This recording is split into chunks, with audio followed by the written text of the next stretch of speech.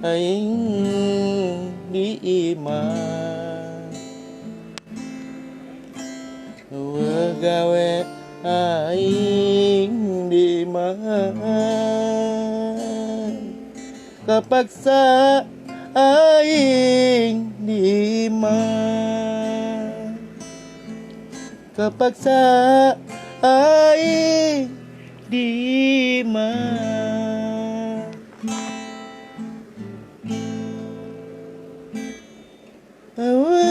gawe ngacapruk wae gawe ngacapruk wae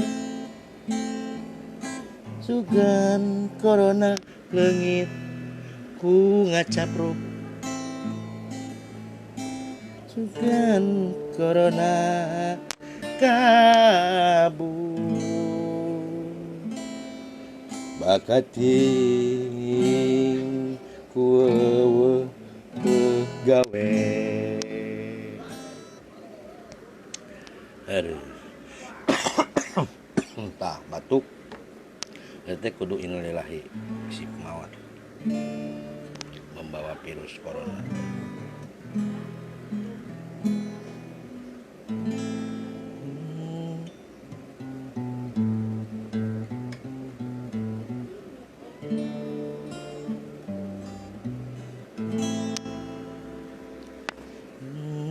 Kau bagai air yang jernih dalam berkas yang berdebu, cairnya kotoran itu terlihat,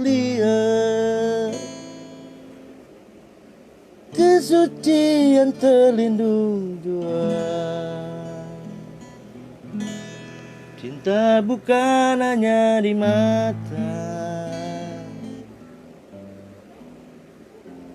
cinta hadir di dalam jiwa. Ia salah di mata mereka, biar perbedaan terlihat antara kita. Kita sudah beda. Kita tidak pernah sama. Kita tidak perlu membuat yang beda menjadi sama, karena kamu tetap jadi kamu dan aku tetap jadi aku. Walaupun bedanya karena ada itu lagi beda. Karena kalau sama, itu rame dunia ini.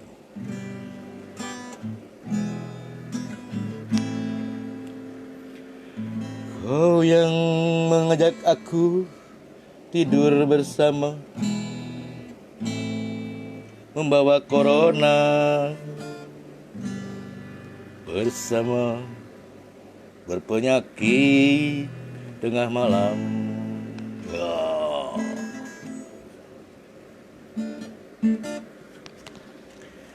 Sekarang Indonesia sedang berduka,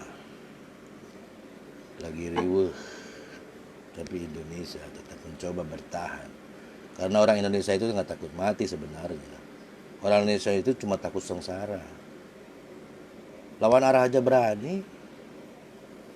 Dia tidak takut metro mini di depan mata. Dia tidak takut ada mobil bakal nyasar. Dia masih berani lawan arah. Artinya dia takut kehilangan bensin 1 liter untuk berputar jauh. Sehingga dia lawan arah. Itu orang Indonesia. Ngopi. Lalu orang Indonesia itu tidak pernah ada kekhawatiran untuk mati. Orang Indonesia itu ya seperti saya. Cuman kadang-kadang suka takut karena opini, takut karena berita, takut karena hoax.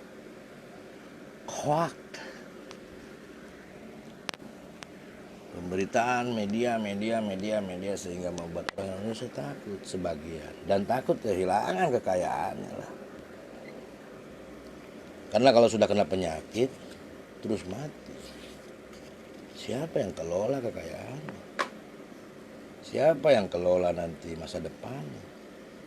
Usut lah. Berpikir seperti itu. Tapi ketika kita berada dalam titik sengsara, titik kesusahan, kematian itu diabaikan. Buktinya masih ada yang bisa bersihin jembatan tanpa bilai pengaman. Dan tidak sedikit juga yang takut gelantungan begitu. Pasang billboard, ngelas di atas ketinggian, ngelas billboard pinggir tol, tinggi banget sekitar 70 meter, 50 meter. Gak pakai bilai pengaman. Artinya dia gak takut jatuh karena dia percaya kalau dia bisa menyelamatkan dirinya. Dia percaya bahwa ada Tuhan di sana yang melindungi dia. Karena dia sedang berbuat baik. Begitu.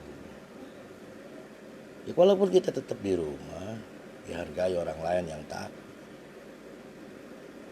Dan ikuti anjuran pemerintah yang mungkin juga takut. Yang berat buat kita itu bukan menghadapi corona sebenarnya. Kalau corona itu hanya untuk orang-orang yang terpilih dengan imun yang tidak begitu stabil, apalagi iman yang mungkin udah tipis-tipis gimana, karena dia takut mencelakakan orang lain yang imunnya yang di bawah standar kekuatan orang Indonesia. Adapun opini kalau virus tidak akan bisa bertahan di iklim tropis, itu juga ada benarnya. Nggak salah-salah banget. Karena memang virus tidak bisa bertahan lebih dari 75 derajat, 30 derajat, bahkan sampai 40 derajat. Sementara Indonesia ini panas. Bahkan masalahnya kita aja harus berjemur pagi-pagi, katanya harus di atas jam 10, kan lebih aneh lagi.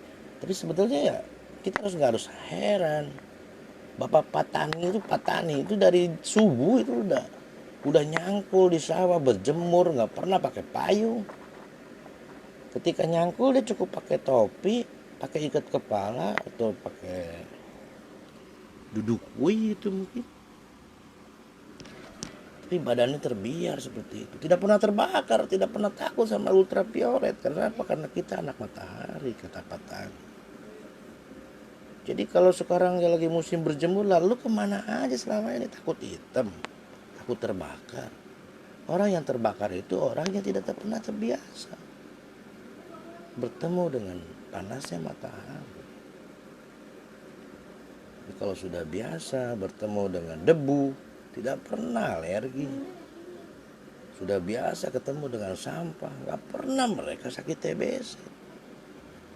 Nah, seperti kalian yang orang-orang yang tidak pernah ketemu matahari, yang takut kena panas dikit pakai payung, panas dikit masuk ruangan AC, pakai mobil ber-AC sampai 16 derajat. Waduh, gimana bisa kuat ketemu matahari yang dengan ultravioletnya katanya berbahaya? Justru itu yang bisa berguna buat tubuh kita. Kita ini orang timur, kita hanya memiliki 2 musim. Kita ini orang anak matahari. Kita berada di antara lautan, air ya, dan daratan kita memang gak banyak. Kita negara kepulauan. Lu kenapa harus takat matahari? Orang luar ingin ke Indonesia untuk apa? Untuk berjemur, untuk memperbaiki pigmen-pigmen pada sel kulit. Orang Indonesia malah takut, malah pakai pemutih, pakai lulur biar putih bersih katanya. Justru mereka senang dengan kuningnya kita, kuning langsat, sawo matang sampai sawo busuk pun dia suka.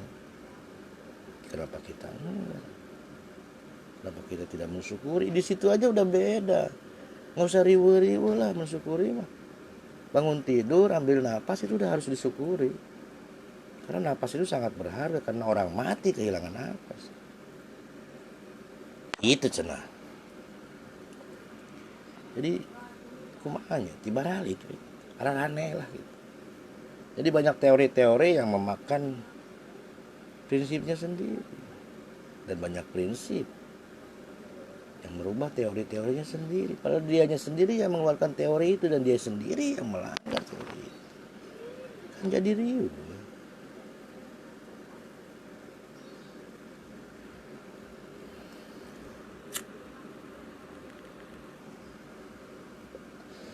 Ya, merokok dilarang.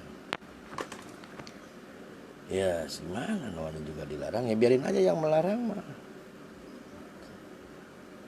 Yang penting kita tidak membunuh mereka. Dan merokok adalah membunuhmu, tidak membunuh. Makanya jangan coba membunuhmu aja lah berarti. Ketika saya merokok ya menjauh dari rokok di kamera, mana mau tepak kadinya bauna.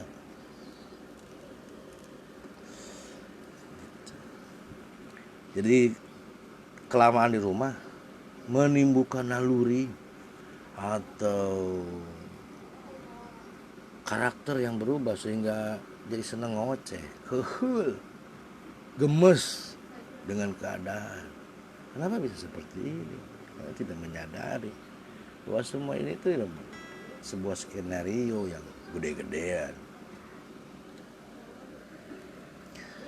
Mereka tidak butuh negara A, negara B, negara C untuk membuat sebuah kekacauan ini. Jangan bilang ini dari mana, dari sang pencipta. Wah, enggak lah, Allah tidak pernah membunuh mati ya mati, bukan membunuh. Jadi nggak usah ribut, tenang aja, tenang dulu, tenang. Yang penting kita bukan bagian dari orang yang terpilih menjadi korban corona. Karena ketakutan itu sama dengan kita mendaftarkan diri.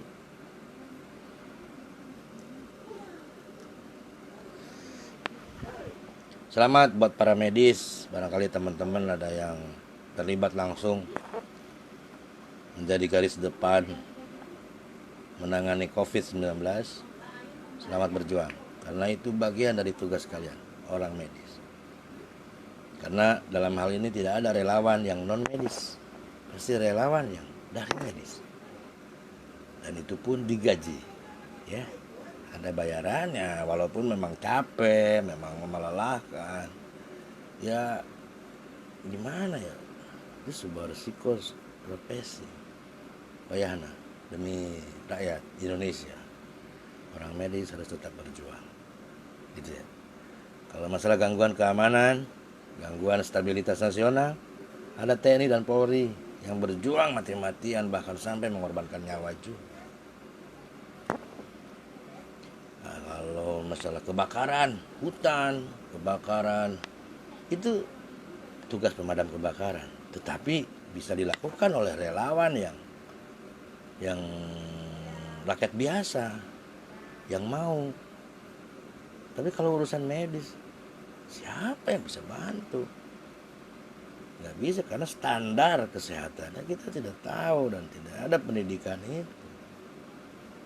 Walaupun sekarang sudah dimulai pendidikan dan latihan tentang keperawatan khusus untuk relawan. Ya mudah-mudahan sukses dan menambah banyak tenaga medis yang bisa membantu.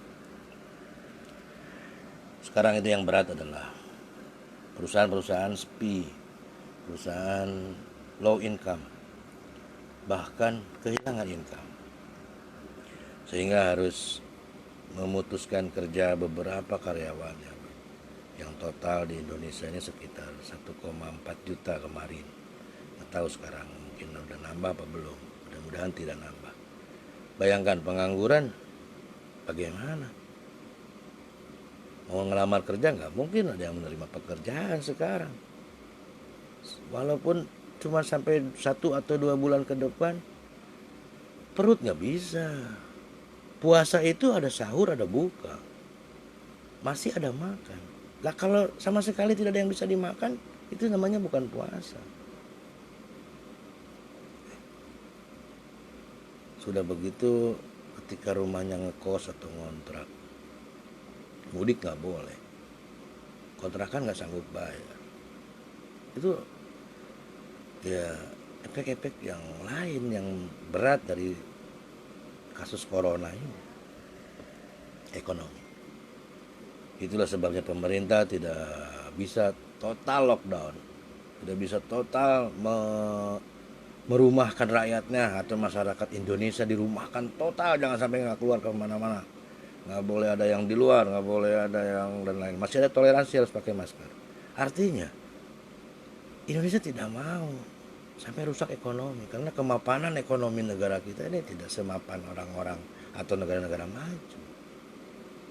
Kita masih banyak buruh harian yang ketergantungan pada upah harian, yang makannya dari pembayaran harian, tidak punya tabungan karena pas-pasan. Kemarin melihat antrian panjang di Pegadaian, sedih, semua digade, mulai ke emas, perhiasan, ada yang gade handphone, ada yang menggade TV, ada yang menggade DVD player, ada yang menggade kain batik. Waduh, ada juga yang menggade kain. Nggak tahu berapa nilainya kalau kain batik segitu. Aduh, nggak ngerti tuh. Dengan naiknya harga emas yang kemarin tembus 1.050.000 1 gram. Orang berbondong-bondong menjual emas ke toko emas. Bahkan toko emas sendiri udah nggak sanggup beli, saking banyaknya orang yang jual. Orang-orang kaya juga sama, banyak menjual emasnya ke bank yang menampung emas atau logam mulia itu. Artinya ini semua udah ngaco. Ancaman buat kita adalah ekonomi.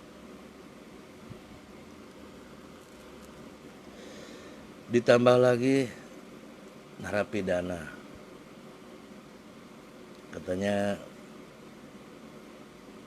banyak yang dilepas karena mencegah wabah corona di LP. Terus setelah keluar mereka punya apa? Mereka bisa kerja apa? Dipandang masyarakat aja sudah dianggap aneh. Ya perlu kehati-hatian, karena ketika orang sudah berurusan dengan perut, orang berurusan dengan kecemasan pada makan, kecemasan pada materi, kecemasan pada keadaan, orang bisa nekat. Itu orang Indonesia. Mungkin manusia pada umumnya juga begitu di dunia. Ketika sudah ekonomi, ketika sudah kebutuhan terhambat, itu bisa menyebabkan arogansi yang berlebihan. Tindak kejahatan akan meningkat. Motor udah nggak boleh nongkrong di luar begitu saja. Walaupun digembok pasti akan diakalin gimana caranya. Karena ini udah keterjepit. Orang bisa gara-gara 2.000 perak uang parkir, orang bisa bunuh-bunuhan. Gara-gara lahan parkir yang diambil, orang bisa perang. Itu wajar. Jadi bagaimana? Kalau udah urusan perut ya begitu manusia. Nah, itu menunjukkan bahwa semua tidak mau mati. Bukan berarti harus takut mati, tapi tidak mau mati.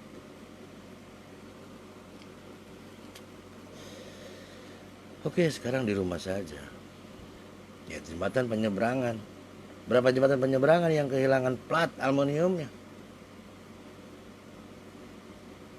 gara-gara corona? Coba. Ya karena orang butuh. Aluminium tuh mahal. Jakarta sepi, yang nyebrang nggak ada. Ya sudah, cari yang ada lah. Itulah. Ya, bukan beropini yang enggak, tapi semua ini berdasarkan pengalaman dan kenyataan bahwa Indonesia ini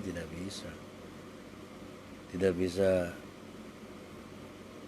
digoncang ekonominya. Indonesia ini harus tetap stabil, harus merata. Bukan berarti harus semua kaya, cuma paling tidak semua bisa merasakan hasil dari perjuangan. Sekarang berjuang aja nggak boleh, gimana bisa merasakan hasil? Kalian yang nabung, kalian yang punya tabungan, kalian yang punya bekal di rumah, kalian yang bisa beli sembako, mungkin tidak ada masalah. Tapi buat saudara-saudara saya yang di luar sana, yang tidak punya apa-apa, bagaimana? Narik Gojek aja udah nggak boleh bawa penumpang. Ya saya mengerti, untuk menghentikan penyebaran virus itu bertahan beberapa minggu, oke. Beberapa hari, oke. Terus yang suplai makan buat mereka siapa? Ketika mereka mengkonsumsi atau membeli barang konsumsi dengan uang harian.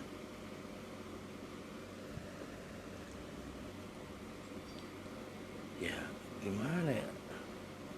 Jika orang kaya tidak mau ketularan corona oleh orang miskin, paling tidak orang kaya bisa mengerti berapa orang miskin di sana yang perlu bantuan. Jangan nunggu pemerintah, jangan nyalahin pemerintah. Lu dulu yang tetangganya, mampu nggak?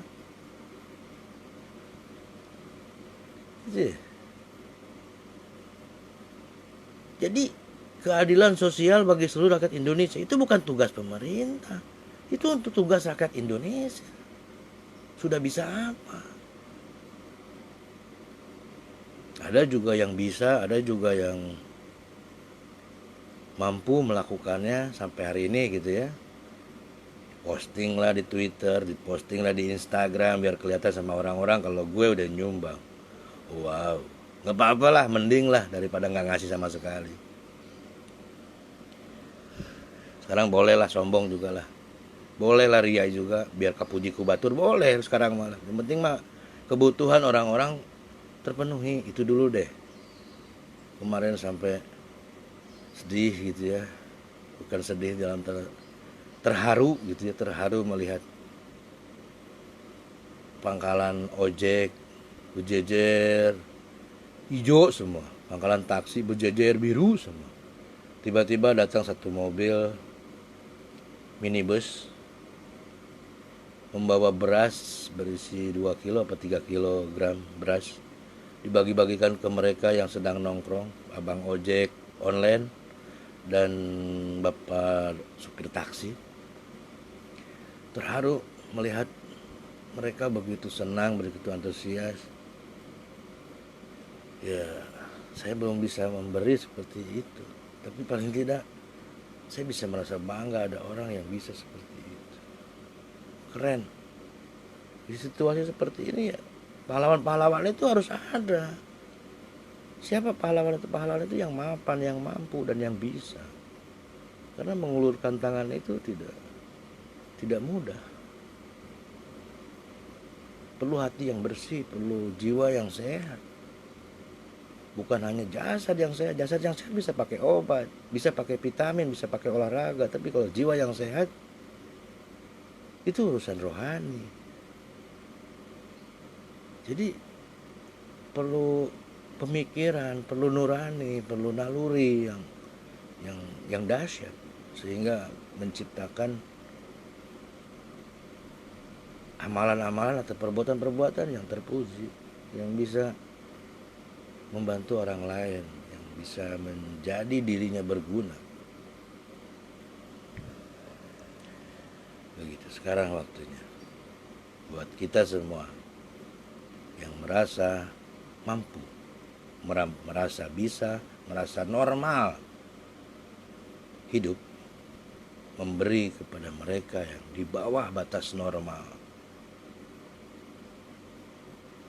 Gak ada standarisasi miskin atau kaya, karena buktinya ketika raskin dibagi, ketika uang miskin itu apa tuh namanya, itu orang yang mampu aja masih ikut antri. Artinya gak mau disebut miskin, tapi butuh, tapi mau. Ya begitulah. ya, semua saudara-saudara saya se-Indonesia, saudara-saudara saya sebangsa, setanah air, sedarah, ataupun tidak sedarah, kita bantulah. Jangan nunggu pemerintah, jangan berkuar-kuar menyalahkan pemerintah. Kita dulu lah. Kita dulu bisa enggak? Tengok tengok kiri kanan, ada yang miskin apa enggak? Ada yang lewat tuh, ada yang susah apa enggak?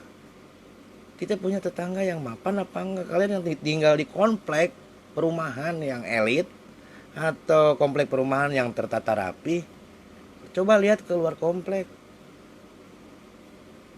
Sambil moyan, sambil ketemu matahari, coba lihat ada miskin enggak? Ada pemulung yang terkapar enggak? Dibantu lah. Ya. Walaupun hanya segelas atau secangkir beras. Bagi mereka beras adalah keutamaan. Dibagi itulah. Ya. Gak usah malu, gak usah gengsi. Ataupun merasa, wah saya gak bisa ngasih gede. Yang penting mah ngasih aja dulu. Gede atau tidak mah tergantung keikhlasan kita. Gede juga percuma kalau gak ada. Tapi lebih percuma lagi kalau gak ngasih. Itu lebih percuma. Buat apa kalian dudunya? Buat apa kalian menempatkan diri yang lebih mapan dari orang lain kalau kalian tidak bisa membuat perasaan adil buat mereka yang membutuhkan jauh di bawah kita. Hatur nuhun sadayana. Terima kasih. Alhamdulillah. Assalamualaikum warahmatullahi wabarakatuh.